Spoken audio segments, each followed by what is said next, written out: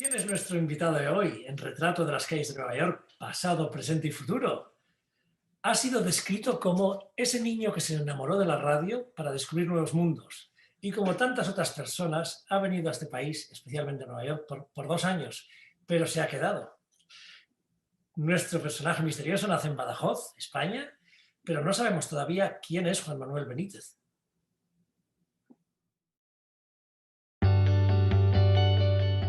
Juan Manuel Benítez lleva más de 20 años trabajando como periodista en Nueva York.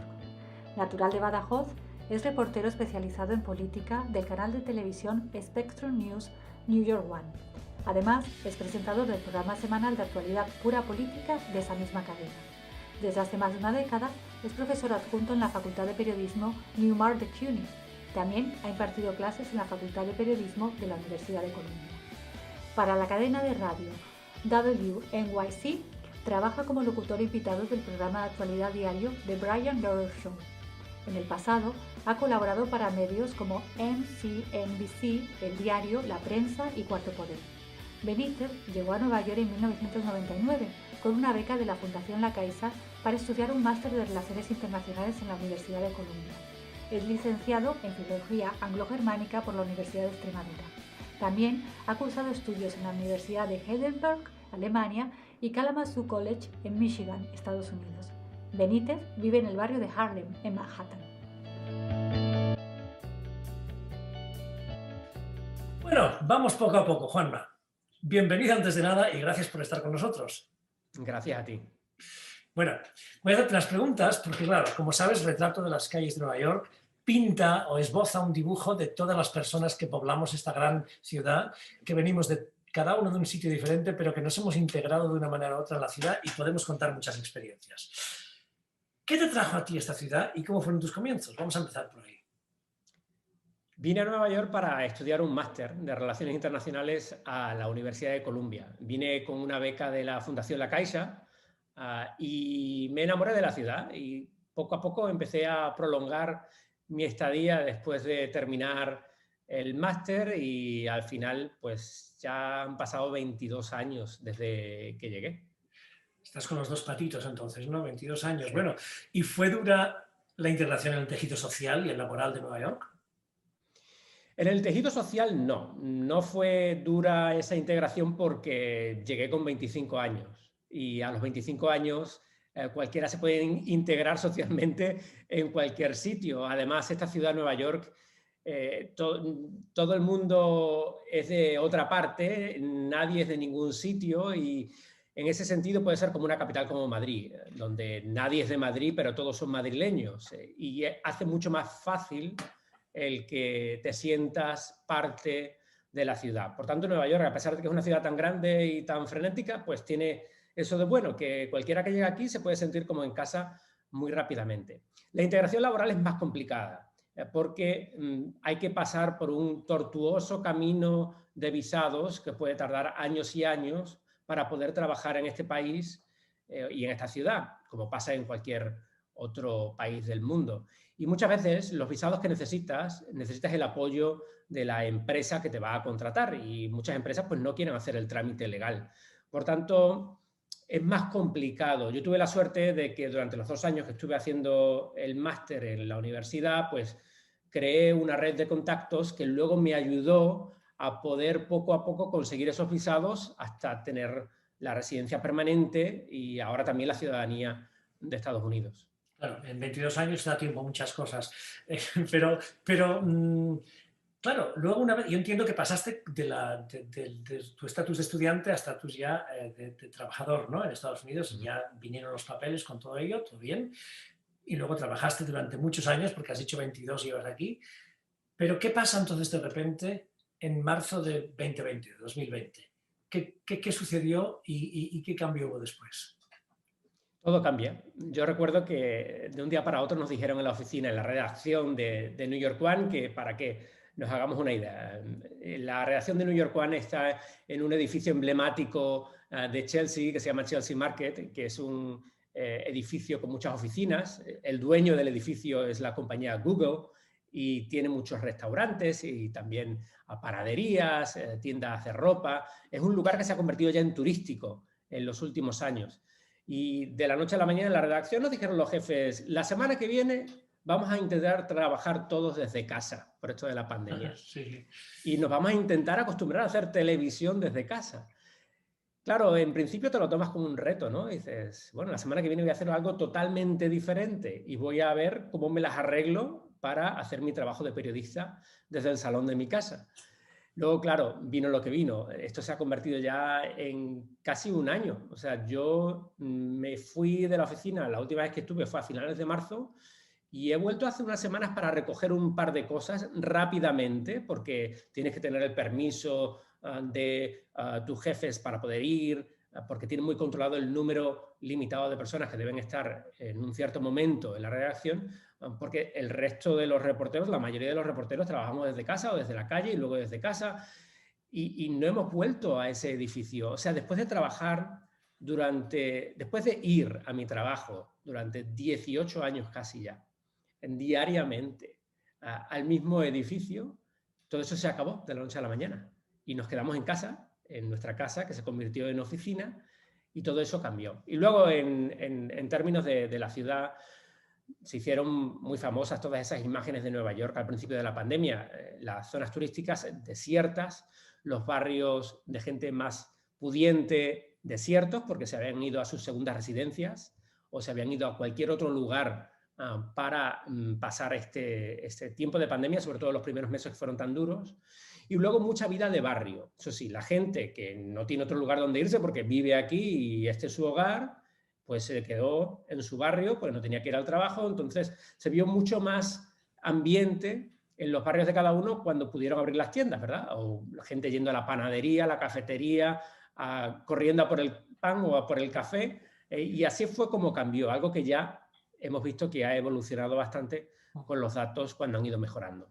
Sí, de todos modos, Juanma, no ha cambiado del todo, no está arreglado del todo porque, por ejemplo, como sabes, el Instituto Cervantes está en Midtown Manhattan y todos los hoteles que están, bueno, pues en la zona, alrededor del instituto, el Waldorf Astoria, todos están en las ventanas y las puertas, bueno, cerrados, por supuesto, todo entablillado y sin ninguna perspectiva de momento de abrir, claro, y algunos restaurantes, es decir, poco a poco va mejorando la cuestión, pero sigue bastante tocada la ciudad, ¿no? ¿No crees? Sigue tocada, obviamente. Claro, si la comparamos a marzo, abril, mayo del año pasado, la primavera fue muy dura y nos dolió mucho a los que consideramos Nueva York nuestro hogar. Yo por primera vez durante los meses tan duros de la pandemia, compré una bicicleta. Por primera vez, nunca había ido en bicicleta en Nueva York y eso que se hicieron muy populares en los últimos años, las bicicletas estas de alquiler que hay en cada esquina casi, ¿no? La City Bike. Y me dolía mucho ver partes de la ciudad que siempre han estado tan vivas, totalmente muertas, o sea, desiertas, donde solo se veía gente sin techo, donde no había ningún tipo de signo de vida. Eso fue muy doloroso y eso poco a poco ha ido cambiando. Como tú dices, los turistas no han vuelto todavía, por lo menos en su mayoría, y tardarán bastante en volver. Pero ya sí se ve más gente en el metro, ya sí se ve gente cuando vas al gimnasio, estuvieron cerrados durante mucho tiempo. Vas por cita, y la normalidad, ¿no? Con cita y en exacto, tiempo con cita. Sí. Y luego lo que hubo algo de positivo, que por lo menos le dio algo de vida a las calles y ambiente, fue durante el verano sobre todo y en el otoño, eso de que los restaurantes pudieran sacar todas sus mesas a la calle y cerraron las calles de Nueva York para poder ofrecer ese servicio en el exterior de restaurantes y bares que durante tanto tiempo estuvieron cerrados y que lo han pasado tan mal, no solo aquí en Estados Unidos, sino como sabemos en muchas partes del mundo y en España sobre todo también. Sí, claro. Bueno, pues como sabes, este programa tiene como objetivo pues, hacer un esbozo, un retrato de las calles de Nueva York y las personas que lo pueblan o la pueblan. Y como muy bien sabes, ¿quién mejor que tú, con 22 años de solera y de cachet en esta ciudad, que contiene una mezcla multicultural y panétnica comparable a ningún otro sitio del mundo? Es decir, esto es bastante exclusivo de Nueva York en este caso, ¿no? Pero también sirve de motivación para las nuevas generaciones que luchan tanto para poder trabajar o para labrarse un futuro y que se cumplan sus sueños y sus esperanzas. Claro, para nosotros traer gente como tú, que ha empezado también desde cero y que lo ha logrado, porque claro, realmente poca gente hay que esté en canales de televisión americana viniendo de España, en tu caso concreto de Badajoz, con lo cual puede alimentar un poco la llama de la inspiración para mucha gente de las nuevas generaciones. Entonces, ¿cuál es para ti la clave del éxito? ¿Qué recomendaciones podrías dar a la gente, según tu experiencia, claro, a los seguidores de nuestro programa y a las nuevas generaciones? Esto del éxito, siempre que me lo preguntan, me confunde un poco, ¿verdad? Porque yo ni vine a Nueva York buscando el éxito, ni considero del todo que simplemente por salir en televisión alguien pueda considerar que tú eres una persona de éxito, ¿verdad? Creo que, claro, llevar a cabo tus sueños o tus proyectos o tus ideales, lo que tiene detrás es mucho trabajo, ¿verdad? O sea, no pasa nada por casualidad. Es el trabajo que tú tienes y luego la ayuda que te puedan ofrecer tus maestros, tus mentores y muchas veces también a través de becas. Yo soy un hijo de la escuela pública, no solo porque durante toda mi vida fui a la escuela pública en España, sino porque mis padres son maestros jubilados de escuela pública. Por eso del éxito es un poco confuso. Yo creo que hay que reconducir esa idea del éxito a algo que es un poco más sencillo, más al alcance de todos. Yo pienso que el éxito es simplemente terminar haciendo algo que medianamente te gusta para poder ser medianamente feliz. Yo siempre fui muy fan de Andrés Aberasturi, el periodista español, que terminaba su programa siempre, cuando yo era adolescente, diciendo que sean ustedes moderadamente felices, ¿verdad? Entonces, eso es el éxito. El éxito es ser moderadamente feliz haciendo algo que te gusta en un lugar en el que te encuentras bien y siempre rodeado de personas que te quieren y que te acompañan en esos éxitos que son los pequeños momentos felices de la vida. Sí, totalmente de acuerdo, Juanma. Lo que pasa es que, como muy bien sabes, porque los que vivimos aquí lo sabemos, esta es una ciudad muy dura y muy exigente y valoran mucho esa capacidad que tienes de adaptarte a una situación de alto rendimiento y que ellos muchas veces catalogan como éxito. Pero, ¿cómo logras, creo yo, en el terreno profesional mantener esa llama encendida, mantener la atención del público, sobre todo, en una situación en la que tú mismo has dicho, has calificado como empezar de cero cada día? Es decir, tú, concretamente, tus palabras han sido: la historia de mañana es la más importante, la de hoy ya pasó y la de ayer nadie se acuerda. Yo pienso que eso es algo que nos ocurre a todos los periodistas. Siempre estamos pensando en qué vamos a hacer mañana, cuál va a ser la historia de mañana. Para hacer quizá la comparación más fácil, el periódico de ayer ya no sirve para nada. ¿Para qué sirve un periódico en papel de ayer? Para poco, quizá para envolver algo, ¿no? Por tanto, es ese ritmo frenético el que siempre conlleva la vida de un periodista. Siempre tenemos que estar pensando en qué vamos a hacer mañana o pasado. Mantener el interés de la gente, bueno, para serte sincero, la compañía para la que yo trabajo, mi medio de comunicación New York One, siempre ha tenido un espíritu de servicio público. Nunca ha sido esclavo de las audiencias, sino siempre su objetivo ha sido el poder ofrecer un servicio público a los suscriptores del canal. Es un canal de televisión por cable. Por tanto, siempre tenemos eso en mente, ¿no? ¿Qué tipo de información le vamos a dar al neoyorquino medio para que pueda tener un día mejor, ya sea con la información del tiempo, cada 10 minutos, ya sea con la información política local que necesita saber, o con la información sobre educación, ya que estamos hablando de un sistema público escolar de 1.100.000 alumnos. Yeah. Ese es el objetivo del canal y, por tanto, siempre vas a ir siguiendo esa pauta, no a ver qué me da más audiencia, sino a ver qué tengo que contarle hoy al neoyorquino que me ve para que pueda tener un día más fácil o una semana más fácil. Sí, pero de todos modos sí que es cierto que hay que mantener siempre un nivel de profesionalidad y de, digamos, de presencia pública también, que debe ser difícil de mantener, estar a toda biela todos los días. A mí me recuerda mucho lo que dijiste, esa frase tuya, me recuerda mucho algo que dijo en su época María Callas, ahora que no puedo ir a la ópera porque todavía estamos en este tipo de restricciones, y ella decía, "You're only as good as your last performance", y eso es un poco cierto, ¿no? Realmente tienes que estar Es, todo el día batiéndote el cobre y creando algo novedoso e interesante, ¿no? Yo siempre a mis estudiantes de periodismo, yo doy clase en la Facultad de Periodismo de la Universidad Pública de la Ciudad de Nueva York, que se llama la Universidad Newmark, la Facultad Newmark. Yo siempre les digo a mis alumnos que tienen que tener muy en mente que esta carrera del periodismo es una carrera de fondo. Aquí no se trata de un sprint, ¿no? Que hoy ganas la carrera y ya, te dan la medalla de oro, ya no tienes que hacer nada más, ¿verdad? No, es todo lo contrario. Aquí todos los días es una carrera. Y cuantas más carreras corres, mejor va a ser tu trabajo, porque es una profesión también en la que ganas cuanto más sabes. Y sabes más porque has tenido más experiencias y porque has cubierto más historias, más noticias. Pero bueno, ahora que hablas de tu carrera profesional, ahora ya nos tendrás que contar alguna cosa más personal. Habrás tenido la oportunidad en toda tu carrera de vivir momentos especiales y conocer a personalidades, ¿no? Porque yo te he visto muchas fotos con gente famosa. Entonces, ¿destacarías algún momento en concreto que te haya marcado profesional o personalmente?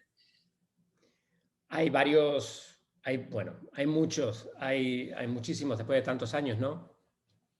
El primero quizás sea la oportunidad que me ha concedido este trabajo de poder conocer todos los rincones de este país y poder ver la complejidad que es los Estados Unidos. Cómo las cosas no son ni blanco ni negro, sino que son todos matices de grises. Es un país fascinante porque hay de todo y de todo lo contrario. Y eso me lo ha permitido mi trabajo. También como hitos profesionales en los que yo he sentido gran satisfacción. Por ejemplo, hace 8 años moderé el primer debate demócrata de los candidatos a la alcaldía de Nueva York en televisión. Hace 8 años, con un montón de candidatos. Uno de esos candidatos era el ahora alcalde Bill de Blasio, que ya había pasado por mi programa en muchas ocasiones porque antes de ser alcalde también había sido defensor del pueblo y concejal. Ese fue un gran momento, ¿no? El que de repente a este chico de Badajoz le vamos a encomendar la labor de moderar el debate a ver quién va a ser el próximo alcalde de la ciudad de Nueva York en la televisión. Y luego quizá también pueda destacar el hecho de que de vez en cuando también hago radio, trabajo de manera freelance, de manera, temporal de vez en cuando con la cadena de radio WNYC. Esa cadena de radio es la afiliada de NPR, que es la nacional, la famosa. Y WNYC es una cadena de radio pública que tiene un programa por la mañana que se llama el Brian Lehrer Show. O sea, el programa es por Brian Lehrer. Brian Lehrer es un señor que lleva más de 30 años haciendo su programa por las mañanas, un programa de información política, de entrevistas, de debate. Y Brian Lehrer, que de vez en cuando yo sustituyo y hago su programa, o sea, soy el locutor suplente de su programa, algo que también cuando me lo ofrecieron pensé, bueno, pero esto me va a quedar grande, pero si a Brian le califican de la conciencia de Nueva York, o sea, Brian es esta institución neoyorquina que lleva tantos años en la radio, que tiene tanta credibilidad y tanto prestigio. Y la radio que a mí siempre me ha encantado, yo siempre fui un enamorado de la radio cuando empecé a escucharla, sobre todo en la adolescencia, pues eso sí me ha producido una gran satisfacción personal poder estar al frente del micrófono conduciendo ese programa y entrevistando a gente muy interesante, no solo la gente famosa o los políticos son gente interesante, sino también gente muy media de aquí de Nueva York, neoyorquinos que llaman al programa para hacer sus preguntas o para ofrecer sus opiniones y sus ideas y perspectivas. Totalmente, pero entonces habrás estado expuesto a muchísimas noticias que el resto de los mortales, pobres de nosotros, no sabemos. Pero bueno, de todos modos, claro, es parte de tu trabajo, ¿no? De todos modos, tenemos que reconocer que el año 2020 ha sido para nosotros durísimo, ¿no? Especialmente, porque lo hemos sentido de manera especial aquí en Estados Unidos y en Nueva York, concretamente por la serie de circunstancias que han confluido a lo largo de todo el año, ¿no? El impacto que ha tenido en Estados Unidos, sobre todo, fue año de censo electoral. ¿no? Si recuerdas, años de elecciones presidenciales, años de revueltas sociales y raciales, recordemos todo lo de Black Lives Matter, etcétera, y por todo el país también, ¿no? También fue el año COVID, por supuesto. Entonces, de todo esto, ¿qué podemos sacar? Es decir, ¿qué circunstancias colaterales crees que se pueden desprender de todo esto? Y si tú crees que se ha observado algún tipo de cambio de hábitos o patrones de conducta desde ese marzo del 2020 hasta ahora. ¿Han cambiado las perspectivas o las prioridades? ¿Qué opinas? El primer hábito que hemos cambiado es que todos antes de salir de casa nos ponemos la mascarilla, ¿no? Y nos la quitamos para muy pocas cosas. Ese es el primer hábito que yo creo que va a durar un poquito más allá de que logremos esa inmunidad de rebaño de la que tanto se habla. Tampoco es que se vaya a convertir en algo permanente para el resto de nuestras vidas, creo. No tengo una bola de cristal para saber cómo va a ser el futuro. Y creo que durante estos meses que hemos estado, muchos de nosotros, demasiado tiempo dentro de casa, hemos tenido demasiado tiempo para pensar cómo va a ser el futuro. Quizá hayamos exagerado un poco en la manera que va a cambiar el mundo después de esta pandemia. No teníamos otra cosa que hacer que imaginar cómo sería ese mundo post-pandemia. Y yo creo que al final, una vez se logre la inmunidad de rebaño, vamos a volver en un gran porcentaje a esa vida que teníamos antes de la pandemia. No pienso que haya cambiado todo de la noche a la mañana. Sí, por ejemplo, la digitalización de la economía se ha acelerado. En muchos casos, muchas empresas se han dado cuenta que quizá no necesitan tener a sus trabajadores en una oficina de 9 a 5 días a la semana. Y por tanto, esas dinámicas quizá cambien un poco. Pero también creo que se ha exagerado un poco con todo eso porque, en definitiva, hasta yo estoy deseando volver a la oficina. Necesito ese contacto con mis colegas. Sí. Quiero hablar con ellos de las ideas de reportaje que quiero hacer. Esa capacidad creativa que tienen las oficinas, en muchos casos, creo que se va a necesitar y no se va a perder, porque por mucho que nos hayamos hecho expertos en estas cosas del Zoom y del Skype, creo que no es lo mismo, no es ese el contacto humano. Y ese contacto humano que todos queremos y que estamos deseando tener al mismo nivel que lo teníamos antes de la pandemia, va a llevarnos a volver a nuestros hábitos de siempre.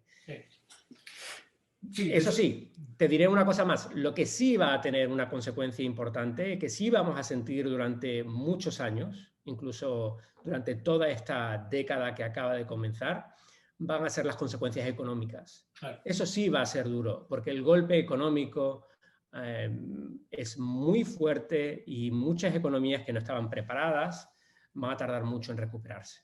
Sobre todo en la época previa de cambios de los que hablábamos antes, que ha habido cambios muy sustanciales. Porque hablando un poco de política otra vez, que ya sabes que siempre se dice que no hay nada escrito en política, evidentemente, pero Juanma, dinos qué está pasando ahora. ¿Qué está pasando en Estados Unidos ahora mismo con la situación política? ¿Puedes más o menos hacer una descripción de la realidad actual en la que nos encontramos? Porque realmente es bastante confusa, yo creo, ¿no? Con todo lo que ha habido y lo que nos espera. En mi opinión, lo que estamos viendo que es más significativo en el terreno político o de cómo los estadounidenses sienten la política es que estamos viviendo un momento de descanso. O sea, vámonos al recreo un rato y olvidémonos de lo que está pasando políticamente. Incluso lo vemos con elecciones pequeñitas que están teniendo lugar aquí en la ciudad de Nueva York, elecciones especiales para algunos puestos que se habían quedado vacantes al Consejo Municipal o a otros cargos, que la participación de los votantes es muy pequeña. O sea, la capacidad de atención del estadounidense y neoyorquino medio es nula en este momento porque después de la elección de Joe Biden como presidente, una gran parte del país se ha sentido aliviado, ha dado un respiro y han dicho, bueno, por ahora no me tengo que preocupar de esto durante un tiempo, veremos a ver. O sea, no estamos diciendo que Joe Biden vaya a cambiarlo todo ni que vaya a ser un presidente de una o de otra manera, pero esa es la sensación que tiene el estadounidense medio. Ahora ya puedo tomarme un descanso durante un tiempo y no me tengo que preocupar por esto. Eso sí, también vemos cómo los cambios sociales continúan y continúan en todos los círculos profesionales, sociales, Y eso va a seguir. Esa conversación, por ejemplo, como tú hablabas del Black Lives Matter del verano pasado, eso continúa, y esa transformación de la sociedad para llegar a un momento más igualitario, que es lo que pretende ese movimiento, dentro de la sociedad, de la economía y de la historia de este país, creo que eso va a continuar ocurriendo, mientras en el trasfondo tenemos un presidente que no nos sorprende con sus palabras todos los días, cada vez que abrimos Twitter, cuando nos levantamos y vemos cualquier idea rocambolesca que se le ha ocurrido, como pasaba en los últimos 4 años anteriores. Claro, y sobre eso te quería preguntar precisamente, porque claro, hemos tenido y hemos visto muchos políticos, concretamente bastante rocambolescos, como tú dices, bastante pintorescos también, en altas representaciones, pero por ejemplo, en el caso del expresidente Trump, se le ha definido como el primer presidente de Twitter, ¿no? Es cierto, pero yo me pregunto a vosotros, los periodistas, ¿cómo os afectó eso en vuestro trabajo? Ese cambio, ¿cómo os afectó? Porque claro, de la noche a la mañana tenéis un presidente que está directamente lanzando constantemente por las redes sociales cuestiones que normalmente se daban en ruedas de prensa, entiendo yo, vamos, no tengo tu profesión, pero por lo que puedo pensar, ¿no? ¿Cómo lo veis? Un cambio de paradigma. Donald Trump ha sido un presidente totalmente diferente. Es que cualquier cosa que diga ya de Donald Trump, yo creo que todo el mundo lo va a decir, bueno, pero esto ya lo sabíamos, ¿no? Porque lo hemos tenido en nuestras pantallas durante los últimos 4 años a diario, y no solo en Estados Unidos, sino en todo el mundo. Ha sido ese presidente showman, ese presidente que quería la atención, no solo de sus votantes, sino de todos los ciudadanos de este país y de todo el mundo, y que pretendía acaparar esa atención de una manera constante. Esa era su manera de hacer política. No lo estoy criticando, creo que es una manera de hacer política muy adaptada a nuestros tiempos, pero que también bebe de fórmulas políticas del pasado, que son muy conocidas y que solo tendríamos que ir a los libros de historia para darnos cuenta de cómo se parecen, ¿verdad? Claro. Y vemos quizá también personajes similares en la política de otros países del mundo, incluso en Europa.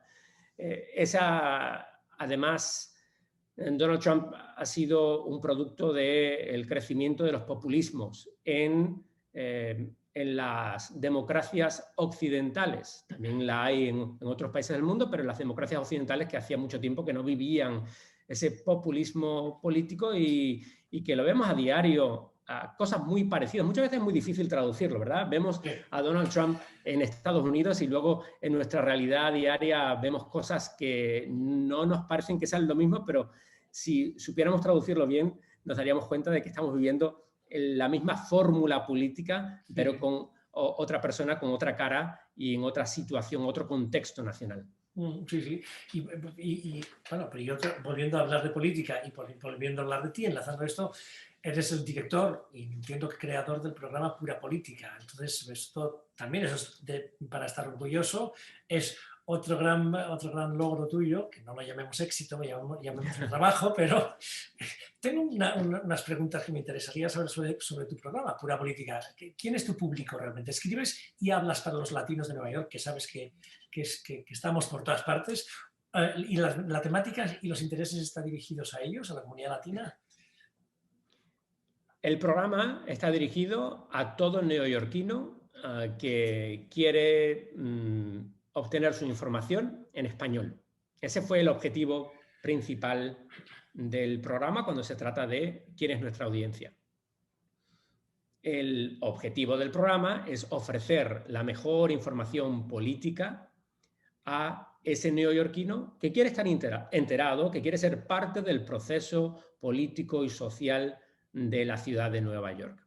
Yo pienso que cuando nació Pura Política existía ese vacío. Los hispanohablantes de la ciudad de Nueva York, la comunidad latina que representa casi 1/3 de la ciudad de Nueva York, muchos de ellos utilizan el español como primera lengua, muchos de ellos utilizan el inglés como primera lengua, pero se habían sentido huérfanos del proceso de toma de decisiones en muchos casos. Y queríamos ofrecerle eso, un vehículo para que ellos pudieran también obtener su información y para obligar a todos esos políticos no latinos a que le prestaran atención a esa comunidad que buscaba un lugar de participación cívica y política. Y creo que eso es lo que hemos intentado conseguir. No sé si lo hayamos logrado después de casi 16 años que vamos a cumplir en el mes de junio. No, un objetivo muy interesante, muy bueno para la comunidad latina, hispanoparlante y muy loable, por su parte, claramente. Y claro, me pregunto yo, con algo me toca muy de cerca también. Eres un español entre latinos.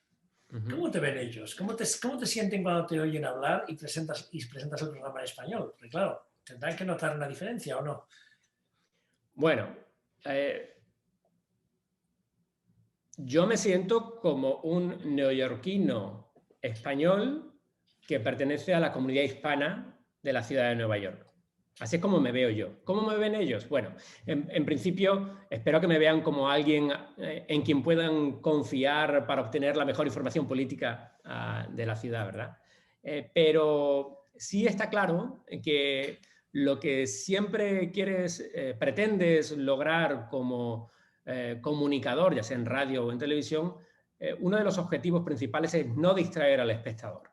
Por tanto, durante muchos años, y todavía me imagino que habrá muchos espectadores que no sepan muy bien de dónde soy, de qué país soy.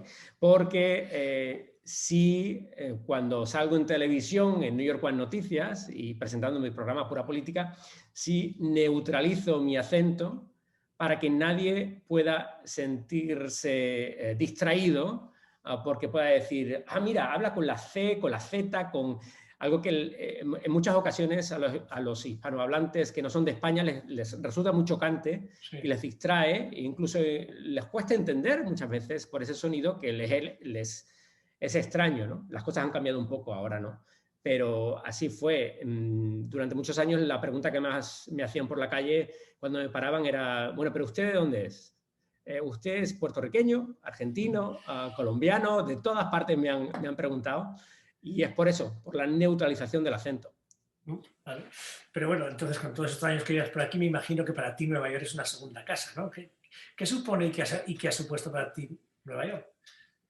Hombre, Nueva York, he pasado en Nueva York casi ya la mitad de mi vida, por tanto sí, es mi primera casa y Badajoz es mi otra primera casa. O sea, yo lo veo más o menos así, no hay una competición después de tanto tiempo. Pero yo me veo como, bueno, un neoyorquino de Badajoz que lleva mucho tiempo aquí y que intenta hacer cosas interesantes todos los días a nivel personal y a nivel profesional. Así es como lo veo. O sea, ¿qué planes de futuro tienes entonces en particular? Quiero decir, ¿laborales, de estancia en Nueva York definitiva o no? ¿O que tienes algo realmente que esté hirviendo en tu cabeza para un futuro? ¿Qué? Mira, te voy a ser sincero y yo creo que muchos se van a sentir identificados. Llevamos un año esperando a algo, esperando a que se abran las puertas de nuestra casa para poder volver a nuestra vida normal. Por tanto, mi futuro solo llega hasta el momento en el que me pueda poner la vacuna del COVID-19 y pueda ir a ver a mi familia a Badajoz. Ese es mi plan de futuro principal, porque creo que otra de las cosas de las que nos hemos dado cuenta durante este tiempo que hemos vivido de introspección es la necesidad que tenemos también del contacto con las personas a las que más queremos, que son nuestra familia. Y ese es mi objetivo principal, irme de viaje a ver a mi familia. Más allá de eso, pueden pasar muchísimas cosas. Por ahora estamos aquí y veremos a ver dónde nos lleva toda esta aventura. Sí. Pero quiero que quede claro ese mensaje también, Richard, porque para todos aquellos que puedan estar viendo esto y que digan, bueno, quiero tener éxito, simplemente hay que seguir haciendo lo que uno cree que hay que hacer para lograr la meta que se ha propuesto, trabajar muy duro y, como me decía una profesora mía, también mentora aquí en Estados Unidos, es que tú sigas haciendo tu trabajo, hazlo bien, porque aunque no lo creas, alguien en algún momento se va a dar cuenta, ¿no? Y te va a llevar al siguiente nivel. Y creo que eso es muy importante para lograr las metas que nos proponemos en la vida. Sí, sí. Pues lo has dicho perfectamente.